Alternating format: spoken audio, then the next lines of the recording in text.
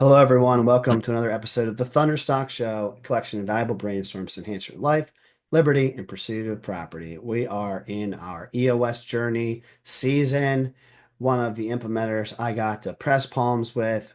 We had some time in our Vistage TA group together, Brian Blatchley. Brian is based out of the greater Philadelphia area, former Vistage chair, current EOS implementer, and part-time home remodeler.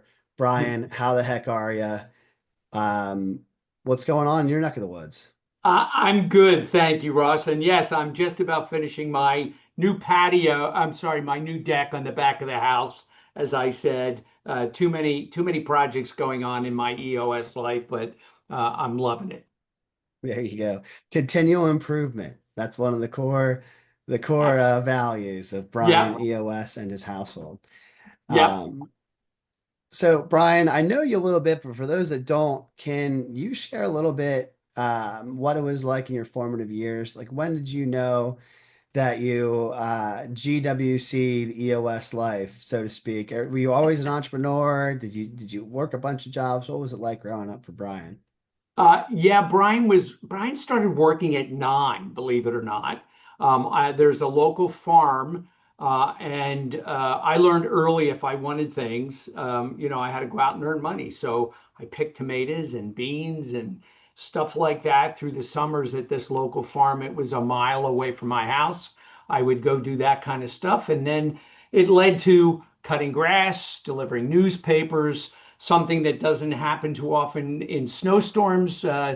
Doesn't happen often now, but we used to grab the shovel when it snowed and we go out and knock on doors and shovel driveways for $2, or $3. And I'm going back 55 years, so give the differential in money. But I always worked, and right out of high school, got a job as a movie theater usher because I wanted to see free movies. I liked movies a lot, so free was always good. But I always had money in my pocket as a kid, and it was not the usual thing. So I like to work. I like to figure out how to work and be efficient.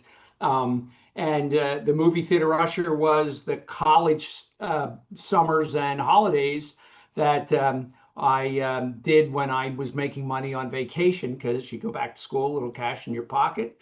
And when school ended the first time, I went to University of Maryland College Park. The first job offer I had out of college was a movie theater manager, which I didn't study for. And I spent the next 30 years working my way through the movie theater exhibition industry, doing everything from running a single location to uh, the senior vice president and COO at Star Theaters out in Michigan. And that career took me all over the country. And while I worked for others, I was lucky enough in those days. Here, kid, here's the keys. You're the manager now. If you screw it up, we'll promote another usher, and they'll be in charge. So I got a lot of opportunity to sort of figure things out as I would as if I owned the company. And one of the things I figured out very early in my career was that movie theater management was not rocket science, but you have to show up every single day in this job or any job that you do and be proactive. If you just show up and let the world wash over you, nothing, right? You get your paycheck, but you're not gonna go anywhere. You got to. I went to work every day with the idea if I can just fix one thing, it might even be a broken light switch in the lobby. Like you had to tinker and do everything for maintenance and that kind of thing in the early days. But proactive, teach somebody how to sell something better, a larger popcorn instead of the small one, larger drink, etc. Clean up something that hasn't been cleaned in many years. So that was my big takeaway early in my career is got to make an effort. And I progressed. And again, not a rocket scientist here. I just made the effort and grew from unit manager to district manager to regional director to vice president. And that job took me all over the country. I literally moved 20 times in my professional career, which is why I have such a advocacy for renovating the house that I currently live in, which is in the hometown I grew up in. I moved back home because I'm never moving again. Um, You're done with that. You're over I it. am done. I did a kitchen. I live in a triple house. The middle level is now one big open room kitchen. I renovated that last year. The deck this year. Next year, I'm putting a master bedroom suite in, and then I'm done because they're taking me out of here either horizontally or against my will, is what I tell the family. You're digging in. No, Yes. I love the tenacity and grit that it takes to experience that cross country movie theater role. When I was growing up in my small town of Lidditz, there was a movie theater for the first time. Otherwise, you had to travel all the way down to Lancaster. And there was just nothing. You've always complained there's nothing to do, right? When you were with high school kids. And right around the time that I was able to drive is around the time that this place, became in business. So of course, a bunch of people that they were in their first jobs around my age cohort in school, and some of them, worked there, and some still are there, right? So Yeah. that's decades later, and sort of the same path, right? You're talking about where there was high turnover rate. It's a tough business when it comes to, sticking with it and wanting to do the hours, right? Because movie theaters sometimes don't close until late at night, and you have to, wake up for the early special and things like that. So Yeah. I really respect, and I got to see firsthand that and the opportunity. You got to live that to a grand scale, not just a few locations as some of those peers. But what are some of the things that you're big into movies? So I want to talk about personal brand. I think that when you're starting out in business and marketing, you have to learn from people that might not be in the same business, right? Maybe you didn't learn about the personal branding from people that were running movie theaters, but maybe you learned it from actors or directors. So what are some of the movies that you can remember that you've witnessed, growing up that were transformative to how you perceive, business, the world, some of the favorite movies and lessons learned? Wow. I don't ever remember reflecting on movies as a learning opportunity, quite frankly.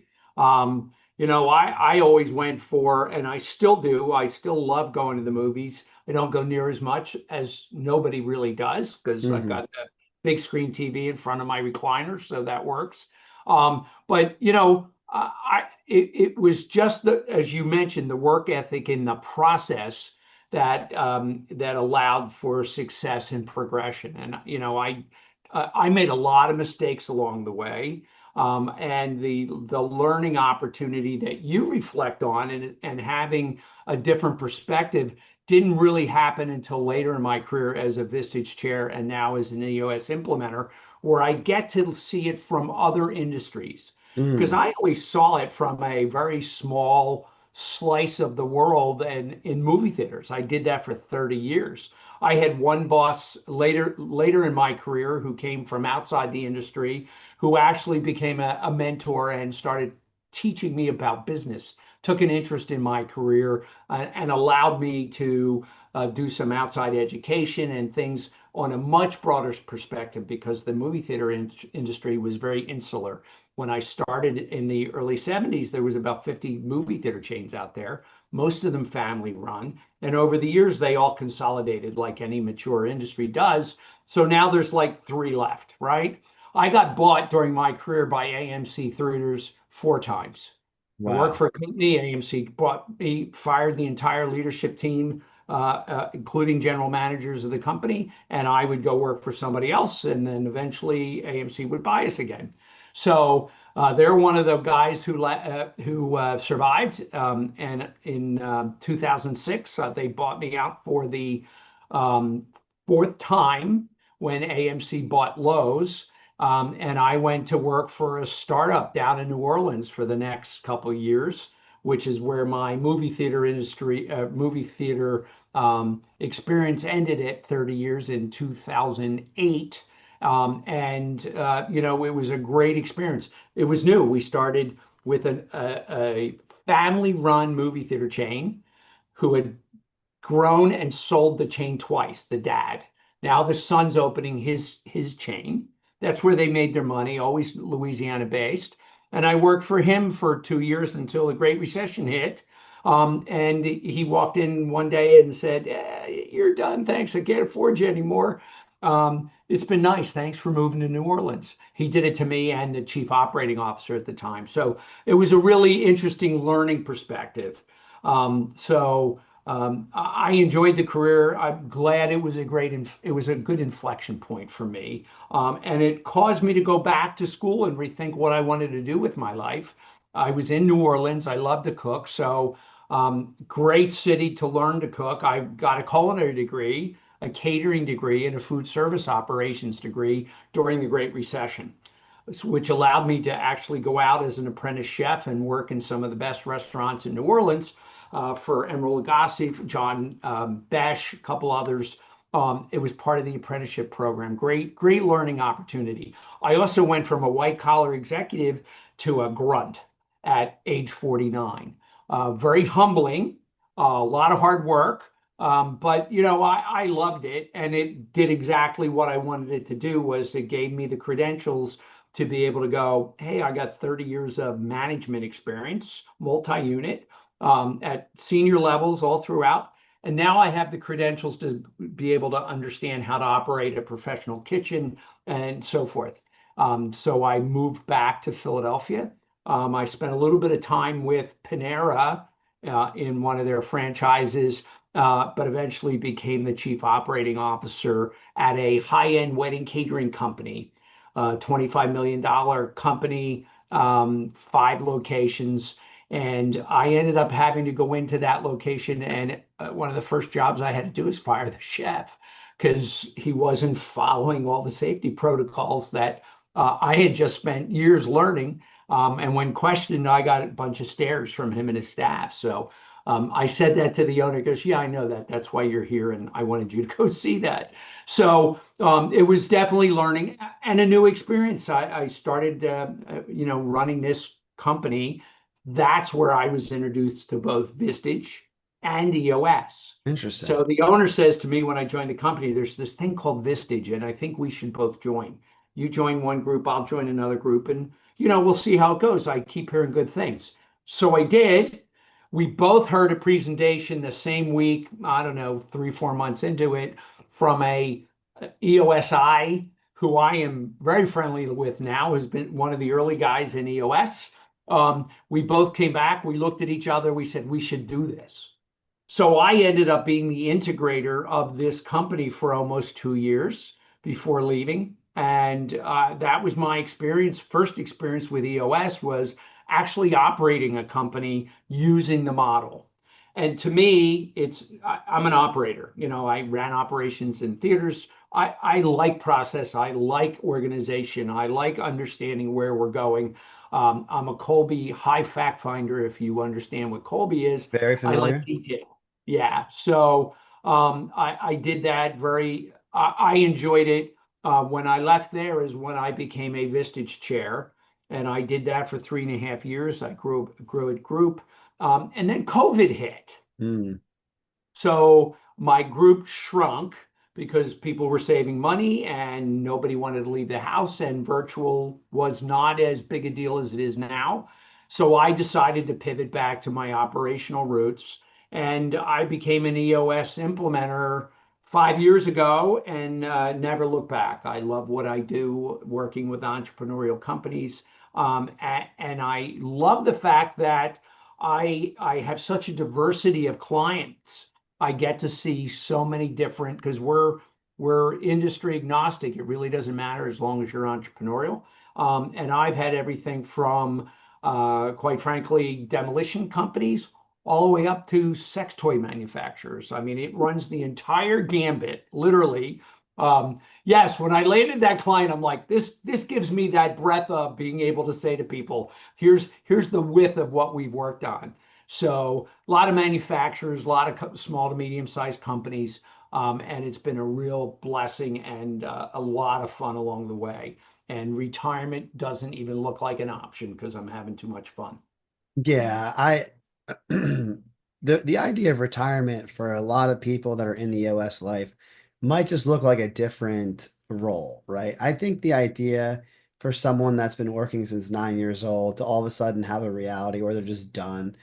That doesn't make too much sense. And I think it's almost like an American myth. People talk about America and capitalism, not to get political, as this toxic ideology where there's no work-life balance. But I think EOS addresses that issue in a great way, where if you live the EOS life, you have an integrated life where you get to do things that are you're passionate about with people that you care about, getting rewarded appropriately with time left over for other purposes and passions.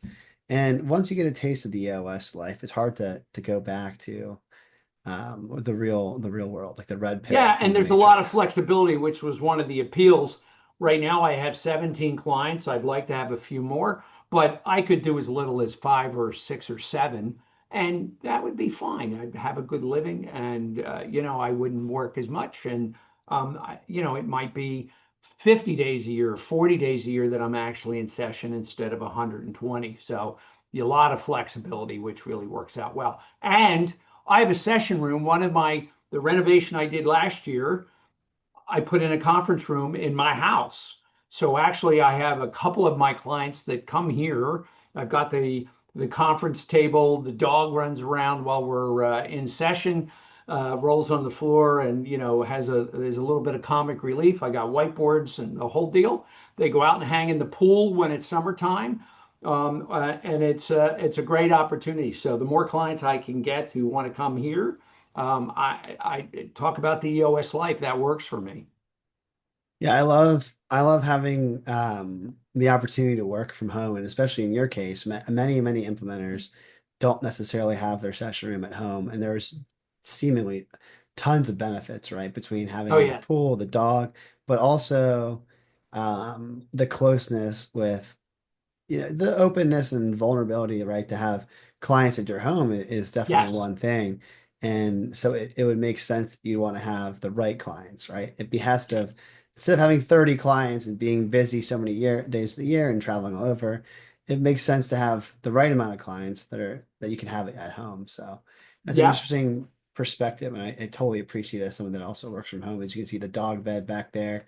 It's my Yes. not very productive assistant. Well, I say to people, I'm divorced, so I live alone. It's me and the dog. So the ability to have a session space in my house is a lot more flexible than somebody with a spouse and a couple kids running around, which probably wouldn't be conducive. But I'm very blessed to have the space that I have. Literally, I have pictures of clients at lunch doing cannonballs into my pool from the last couple summers. So a lot of fun. That's pretty neat. So, Brian, question for you is if you could go back in time to when you were 9 and you just started working, what are some of the lessons you've learned through your career that, not saying you changed anything or any regret, but you could definitely say that you know now you didn't know then when it comes to business and entrepreneurship and just your career in general? Um, I would say listen more and talk less, which is a good life lesson for all of us, but something I had to learn. I was a bit of a know-it-all at 9, and 15 and 25, and it took some time to learn that to say less and listen more and learn, because just because I've thought through a process doesn't mean it's the only way or the right way to do something. I I was very process driven even as a kid. So once I figured something out, that's the way it had to be done, or it wasn't right. Not a good thing. Um, the other some other things I've learned along the way are there's always an opportunity to reinvent yourself if you need to. Right? There's this myth, and I say it's a myth because I truly believe it is, that if you're a young person today, that perhaps you don't have the same options that I did 50 years ago in building my career and the choices. Well, I don't think that's true. I think that if you work hard, you make your own opportunities, right? If you show up and you're working hard and you're adding value to any job you're doing. And again, it's not about being the smartest guy in the room, but it's about having the work ethic of just consistently executing simple things. because that's what gets people fired because they can't focus and they don't effectively do their job. Be Hmm. willing to learn. Absolutely is. You got to be open-minded. You got to be able to ask people. One of the concepts we teach now is something called the iceberg of ignorance, and it's about senior management of a company that doesn't listen to the people that are doing the job that they used to do 10 years ago, but it's different 10 years later now. I always use the example, I used to be able to run the projectors in a movie theater, right? I can go into a movie theater today and tell you whether it's operated well, but I can't go into the projection booth anymore and start the movie because one, they Hmm. don't have film, and two, everything is different. It's all electronic. So for me to be making decisions on behalf of those that are doing their job now, based on my history, is arrogance and stupid, right? Because I got to take into account the people that are touching things. And if I don't utilize everybody to help us grow and get the job done, then we're leaving a lot of opportunity on the table. So that's a real learning curve for me. I say to people all the time, who's going to help you with that? Don't just put it on your own shoulders. What, you got a team of how many people that work for your company? How come you're doing all the work and not spreading the wealth? They want to help you if you let them. So that was a big learning thing for me along the way. Yeah, Everyone, the go ahead. idea of graduation. It's like, hey, you've done every job that can be done in a movie theater, but that doesn't mean when you're 10 years in, you go back and you start the film. You got to Right. graduate. Same thing with an EOS client, right? The whole goal of having an implementer is that at some certain point, you do a great job of teaching the tools and teaching the lifestyle that it's like, hey, go off in the world and take this EOS life. You don't need me for 10 years necessarily. I'm assuming that many of the clients 5 years ago when you started have graduated and they're no longer, they're off to Yeah. different things. And it sounds like the same thing with business owners. And I find that another thing you said, which is, you know, professionals, experts, people that are highly competent, they always do what are considered the boring basics, right? So, like an expert is someone. I love the analogy of John Wooden, a basketball coach. First day of practice teaches you how to tie your shoes, to Shoes. Yeah. keep your socks, up. Why? Because if you don't know how to do that, you might get injured, and everything else that cascades after that goes to heck.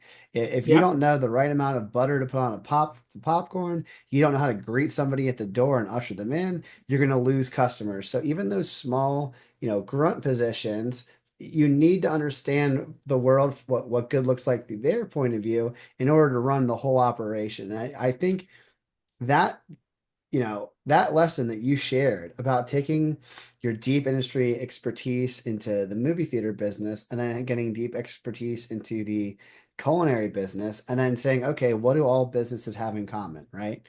I think that's an interesting way to look at things. And from someone who's also a high fact finder, my question to you is, how do you how do you balance switching, totally different industries, being industry agnostic? Is it a fun challenge now in your career, or is it something that was a difficult challenge when you started to do executive coaching? It was sort of treading water, frankly. Um, it wasn't a proactive decision. The career in the movie theater industry ended abruptly. I could have pursued other opportunities, but it just felt like 30 years, good time to do something else, right?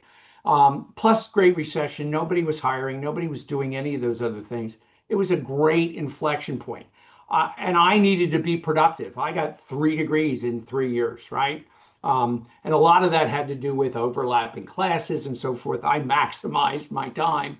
But I worked hard during that downtime. And then I went into food service. I had no idea that Vistage or EOS existed, but I saw opportunities as they came up. And I was not afraid to leave the catering company after 2 years to pursue an opportunity to be a coach. One of the things I learned also along the way, especially in Vistage as an EOSI, there's a lot of people that have started businesses that are 10, $20 million businesses now who you go, oh my gosh, how are you running this company? Because you you're making money in spite of yourselves. It gave me a lot of confidence to say I have the skill set to work with these people. Mm. Even though I haven't owned my own company outright, I do now, but I didn't at the time, right? My experience was valuable because all these people who are running companies are not Wharton grads. These are just people that are tenacious and started small and have built one step at a time. And often I have clients who now go, "Oh my God, we've gotten so big. I don't have any infrastructure in place. That's why I need you to help me because I don't know how to do that part of the business. I'm good at this. I'm no good at this. I have no idea how to do it." So those opportunities presented themselves, and it wasn't by choice originally, but you can't be afraid to go, yeah, this isn't a career where it's going to head where I'm going to enjoy it for long term. I love the movie theater business. I really did. I was excited to go to work every day, especially as an executive running bigger areas. But you know, being at Panera franchise, it was a great learning curve right out of COVID, and I needed a job. And then the catering company was a lot of fun, but the visionary that I was working for was one of these true visionaries whose vision changed every 5 minutes. Shiny keys everywhere. He was buying companies and throwing them at us, and like, oh my God, with not consulting the leadership team. That became easy for me to move.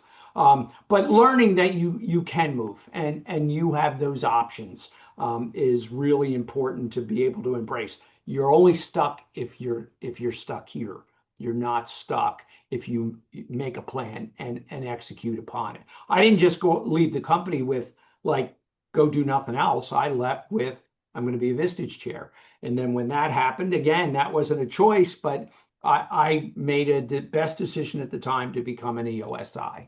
So a lot of fun, a lot of learning along the way, and you have to be able to recover and react because if you don't, you just become a victim.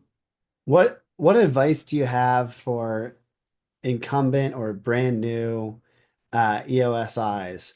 You've been in for 5 years. You've successfully, put your flag down and you're saying, hey, you're gonna have to carry out of me horizontally in order for me to leave, right? So now you've dug in, you found what it is. But for people that are newer to EOS, for those who are listening that aren't familiar, EOS experienced rapid growth in the 2020s, presumably shortly after Brian you joined. So there's a lot of new EOSIs. But what is one Yes. challenge that an implementer you've seen faces time and time again, and how would you help them solve that? Identify, let's IDS, the new EOSI, one big thing. Well, it's exactly what EOS teaches you, and I give a lot of credit. Um, as a Vistage chair, and I'm not speaking out of turn to anybody because I've told the senior management at Vistage, I don't think you did a great job training me as a Vistage chair. I don't think you supported me real well. I enjoyed the experience, but the difference between my Vistage experience and the EOS experience, where there's infrastructure, there's support, there's a mechanism, and they absolutely live their core values, which was one of the first companies I've ever worked with that did that. So that being said, what EOS has taught us is the same thing we teach entrepreneurs is you have to make consistent effort, right? You can't just believe you're got a lot of motion going. What's on your scorecard this week? Are you doing the things that are going to make you successful? New EOSIs, we give them a whole checklist of things. You actually have to do it. You have to pick up the phone and do outreach. You have to do connections. You have to be able to. Very much an introvert. I learned in my EOS time because I only had 3 clients my first year, and that's on the lower side. But I had to force myself to get comfortable walking over to people and just put my hand out and saying, "Hey, Brian, I had to get comfortable. I broke the ice this way." Right? I tell people I drank the Kool-Aid and it's orange, right? I have an orange watch. My license plate is EOS, right? And I wear shirts when I go out that break the ice, that tell people Brian Blatchley implementer EOS, right? So I've embraced the being outgoing because there's no downside. It's just against my grain. So you've got to execute consistently. You got to do that one thing every day to make sure that you're moving your business forward. It's the follow-up calls, it's the outreach, it's doing the things that we tell you to do on a consistent basis. And if you do that, you will grow. That's You'll learn. interesting, Brian, because it makes me think back to the movie theater experience with a lot of actors that I know, people that, whether it's theater, whether they're on screen, they also would claim that they're introverts. But their character that they need to play for their livelihood is There not you go. necessarily an introvert. Yes. So it's like knowing your role and playing it well, right? Like, what would a good actor do? Well, they'd practice their lines every day. They would get over Yep. stage fright. They'd do what it would take to, dress the part. Some crazy method actors don't switch it off. And you've within your first year then beyond have said, okay, what does a successful EOSI look like? I'm going to go do those things. It's incorporating the personal brand with the business brand, right? The orange, the glasses, the shirts, all those small things that people might not think about consciously. You just Yeah. put subconsciously or unconsciously, put it out there, and it might get you into that mindset and that role in which you can then set yourself up for success. And you talk about it as a movie. Here's another thing that I did in my earlier years. Because I didn't have a session space at home, so you often ended up in a hotel or a boardroom somewhere. I brought orange tablecloths. Oof, I put them out on the tables, and I have signage that I use that I carry with me. It's 16 by 24 EOS branded message signage, one on the walls.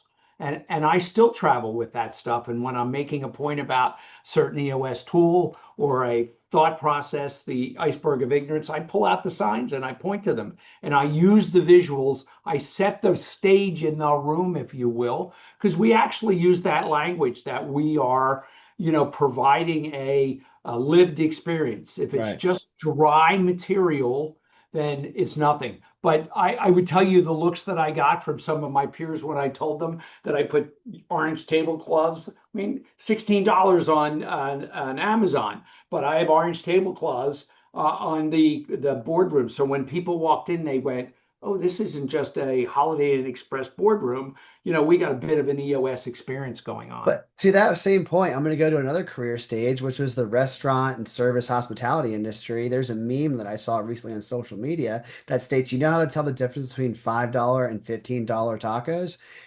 Do they have those plastic cups or do they have glass mason jars? Do they have metal stools or do they have these like plastic tchotchke chairs?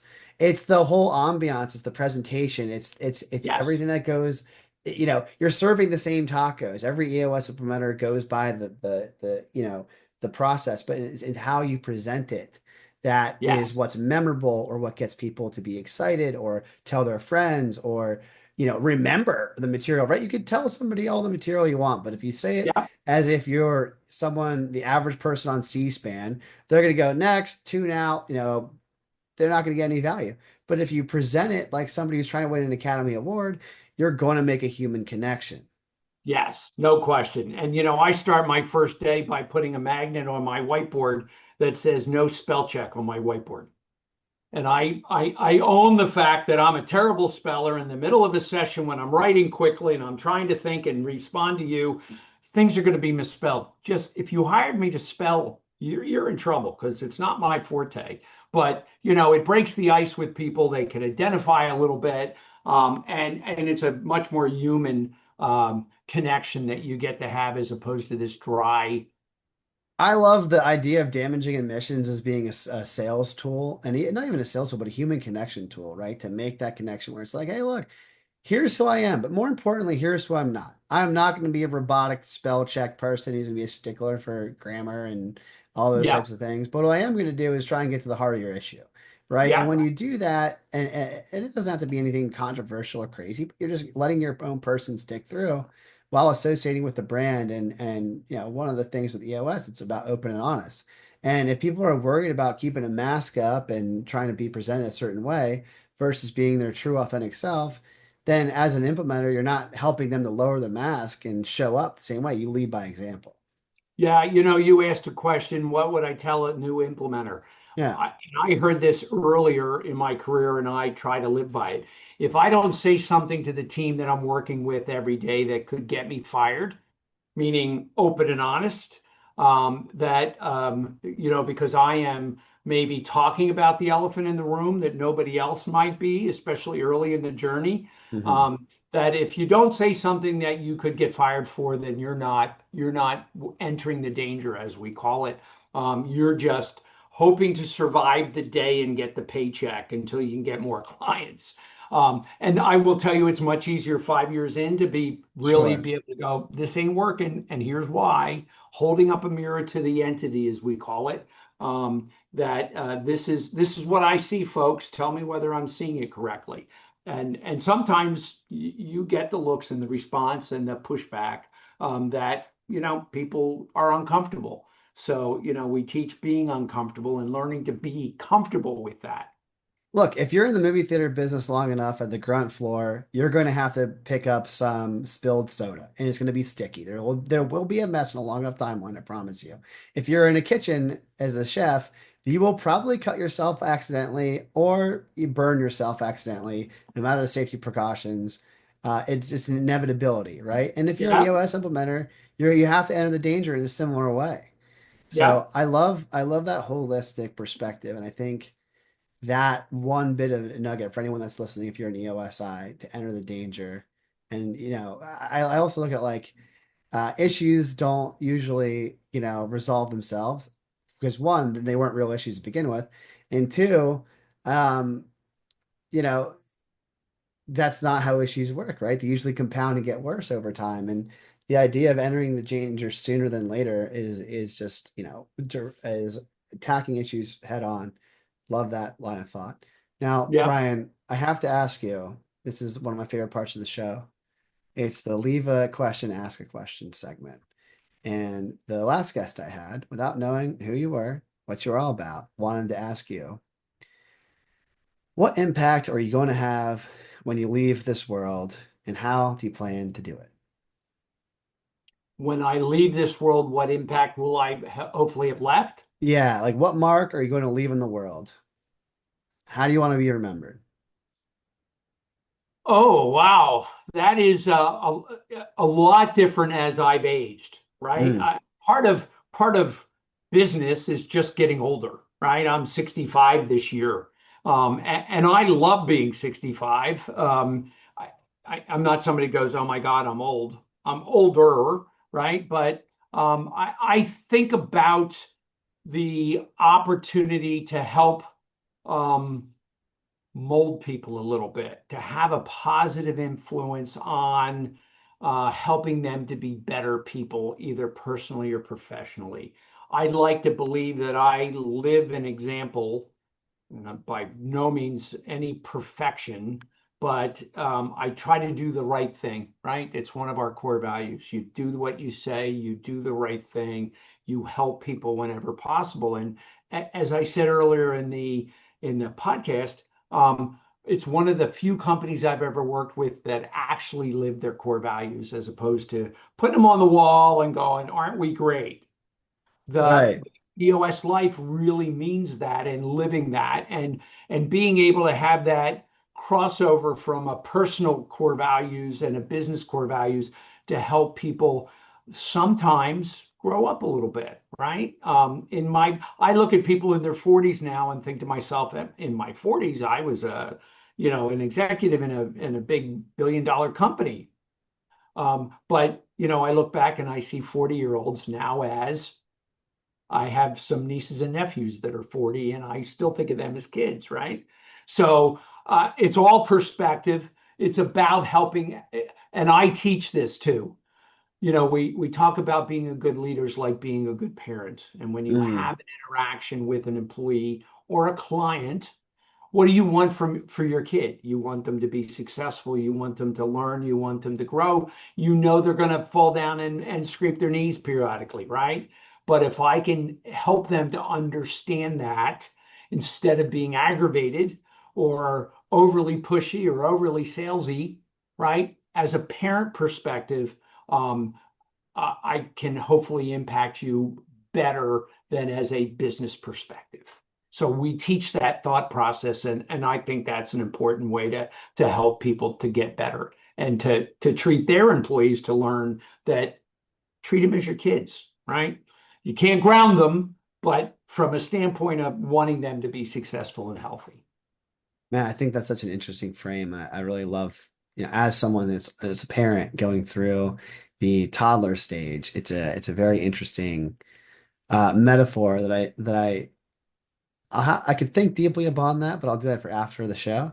The one thing I will say is though, whether you're 40 or you're 4 or you're 65, the role that a parent has in their child and the role that an EOSI or a business coach has in their clients should be taken very seriously because it's only hard if you're trying to do a good job, right? Mhm. If you didn't Yes. care, here's the iPad, see you never, right? Right. Here's your orange book.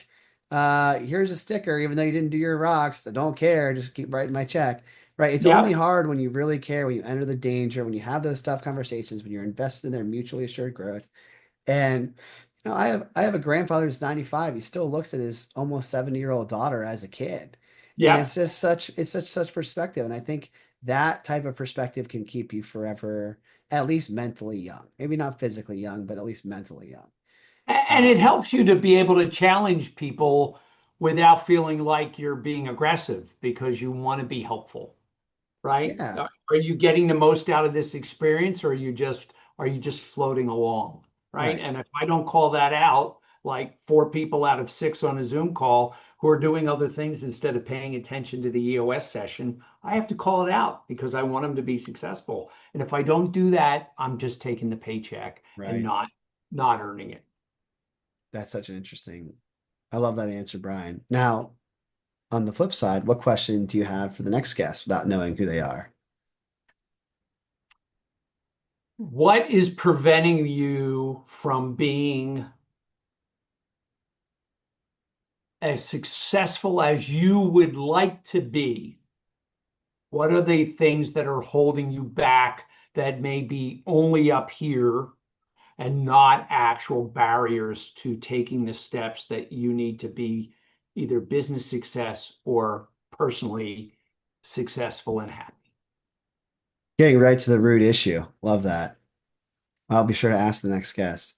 Brian, it's been a pleasure catching up and hearing your story in depth, hearing your insights. I found them supremely valuable. And for anyone listening, I don't run ads on the show. I don't plan to, but the only ask I had is if you also enjoyed this conversation to share it with a friend, whether that's social media, treat your friendships, treat your relationships as if they were, your family and you want to help them grow. And if this would help, please share it. Um, Brian, the last question I have for you is where can people find you and how can they get in touch and learn more about Brian Blatchley? Well, I'm on LinkedIn for sure, Brian Blatchley. And on LinkedIn, under contact information is my website, my calendar, my email, my phone number. Again, I live out there. But I'm in Delran, New Jersey, which is just over the bridge from Philadelphia. And I work with clients all over the East Coast or anywhere virtually. So you can find me. I'm available. And eosworldwide.com/Brian Blatchley will take you to my direct website. So lots of ways to reach me. Wonderful. Thank you for your time. And also thank you everyone listening. My only ask now is that you be well. Until next time.